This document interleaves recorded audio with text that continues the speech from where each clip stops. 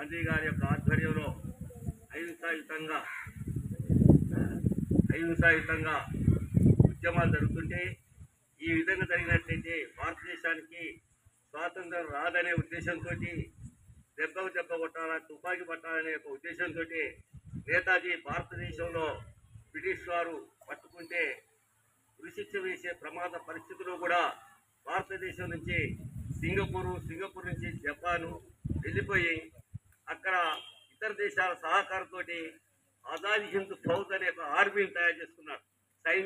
కొత్త సైన్యాన్ని తయారు చేసుకొని అందులో స్త్రీలు కూడా ఉన్నారు. ఆ సైన్యంలో పురుషులు స్త్రీలు వేల సంఖ్యలో ఆర్మీని తయారు చేసుకొని రెండో ప్రపంచ యుద్ధంలో ఈ యొక్క బ్రిటిష్ ప్రభుత్వాన్ని దెబ్బతీసి గడగడ రాణించారు. ఆ సమయంలోనే ఇక్కడ ఉద్యమాలు ఉరుతరొగింది. భగత్ సింగ్ కూడా బ్రిటిష్ వారి యొక్క పార్లమెంటు మీద బాంబులు వేయడం, ఆ భగత్ సింగ్ను అతనితో ఉన్నటువంటి ఇద్దరు కూడా ఉరి తీయడం జరిగింది. భగత్ సింగ్ కూడా ఈ దేశానికి స్వాతంత్రం రావాలంటే నా ప్రాణం పోవాలి, వారు ఏమాత్రం కూడా క్షమించమని వదిలిపెడతా సిద్ధంగా ఉన్న బ్రిటిష్ వారు అయినా కూడా నా ప్రాణం పోతేనే ఈ దేశానికి స్వాతంత్రం వస్తుందనే ఉద్దేశంతో ఉరికంబాన్ని ముద్దు పెట్టుకొని ఉరి తీయబడ్డాడు. అటువంటి మహనీయులు భారతదేశంలో ఉద్యమంలో కీలక పాత్ర వహించి మరి దేశానికి స్వాతంత్రం తెచ్చిన తర్వాత కూడా ఇక్కడ మనం ప్రజాస్వామ్యయుతంగా ప్రాణంగా ఏర్పాటు చేసుకుని దేశాభివృద్ధికి తోడ్పడుతున్నాం.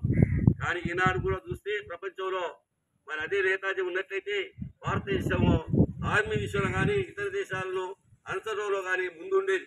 కానీ వారు లేకపోవడం వల్లే భారతదేశంలో ఆర్మీలో మనం వెనకబడ్డాం. ఈనాడు ప్రపంచంలో చైనా కానీ పాకిస్తాన్ కానీ భారతదేశాన్ని అంటే మనం భయపెడుతున్నారు. మన దేశ సంపదను కొల్లగొడుతున్నారు. మన దేశాన్ని సమగ్రతను, మన దేశ సరిహద్దును కాపాడుకోవాలంటే ఆర్మీ ముఖ్యం.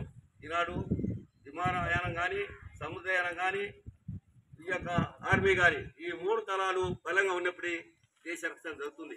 దేశంలో ఈనాడు 130 కోట్ల మంది ఉన్నారంటే మనం రక్షించబడుతున్నామంటే ఆర్మీ వల్లనే. అందువల్ల మనందరం కూడా ఆర్మీ వాళ్ళను మొట్టమొదట మనం ప్రధానంగా గౌరవించాలి. ఎక్కడ ఆర్మీకి వచ్చిన వాళ్ళకి ఎటువంటి మనం ద్రోహం చేయడానికి సహాయం చేయాలి. ఈనాడు భారతదేశంలో ఉన్నటువంటి పాలకులు మరి అది చేయకుండా ఆర్మీని ఒక రకంగా చూస్తున్నారు.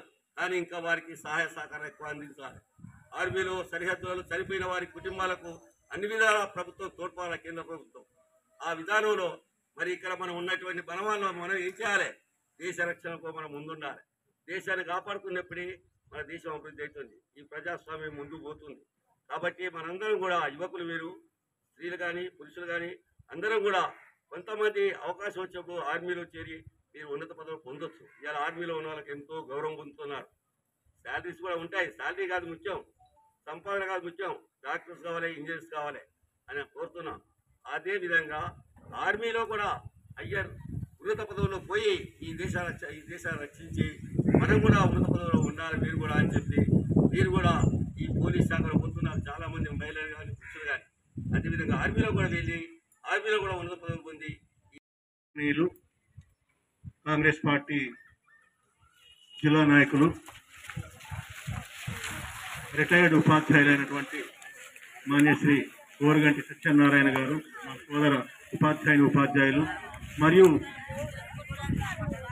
ఏ దేశ నేతకైతే మనం ఈరోజు నివాళులు అర్పిస్తున్నామో ఆ దేశ నేతని మనసు నిండా నింపుకొని, ఆయన భావజాలాన్ని నింపుకొని, తనకు పుట్టిన మొదటి సంతానానికి కూడా ఆయన పేరే పెట్టుకొని మా ఎదురుగానే ఉన్నాడు మన సోదరుడు సుభాష్ చంద్రబోస్. ఆయన పుట్టినరోజు జూలైలో ఉంటుంది. అయినా కానీ ఈ రోజు నాడు ఆయన పేరు మీదుగా, జాతీయ నేత పేరు మీదుగా ఈరోజు జయంతి ఉత్సవాలను మనం జరుపుకుంటా ఉన్నాం. ప్రతి సంవత్సరం ఆయన మనసులో ఉన్నప్పటి నుండి సుమారుగా 40 సంవత్సరాలకు పైబడి ఈ ఉత్సవాలని జరుపుతూ ఉన్నాడు. ఏ పాఠశాలలో ఉన్నా, ఏ ఊరిలో ఉన్నా ఇలాగ జరుపుతూ ఉన్నారు. వారి కుటుంబం కూడా విప్లవోద్యమాలకు చెందినటువంటి గొప్ప కుటుంబం. వారి నాన్నగారు ఓరగంటి వీరయ్య గారు మాజీ సర్పంచ్గా ఈ గ్రామాన్ని ఉన్నత పదంలోకి తీసుకెళ్లినటువంటి వ్యక్తి. వారి ముగ్గురు సోదరులు కూడా ఉపాధ్యాయ వృత్తిలోనే ఉండి అభ్యుదయ కార్యక్రమాలు చేపట్టినటువంటి వ్యక్తులుగా ఉన్నారు.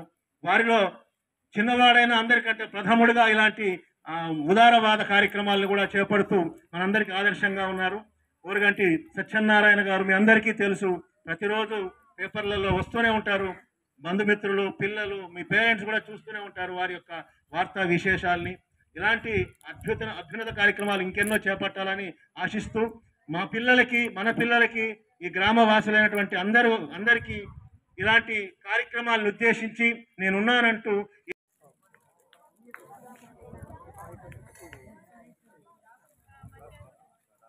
Okay, second prize goes to Bhaiya Karthik and